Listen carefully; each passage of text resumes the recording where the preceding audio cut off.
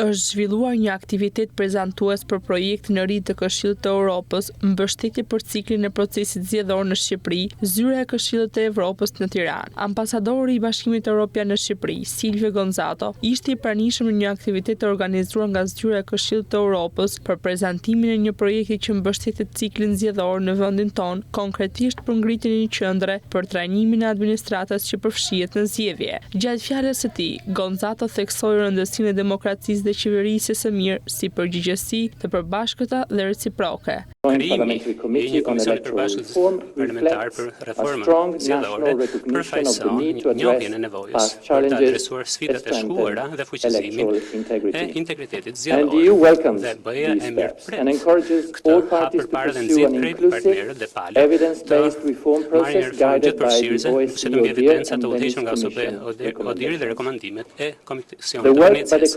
Punja e komitetit duhet të përqendrohet tek cilësia e procesit dhe tek produkti, dhe kjo kërkon si kohë të mjaftueshme dhe udhëheqësi.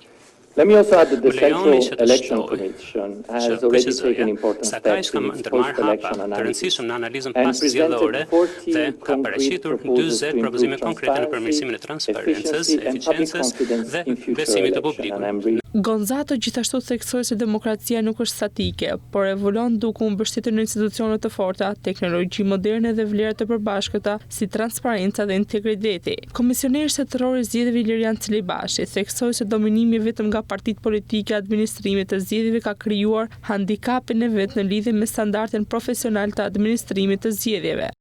Është rasti ta rikonfirmoj qëndrimin dhe pikpamjen e Komisionit Qendror të Zgjedhjeve për të ndryshuar definitivisht mënyrën se si administrata zgjedhore në Shqipëri është organizuar.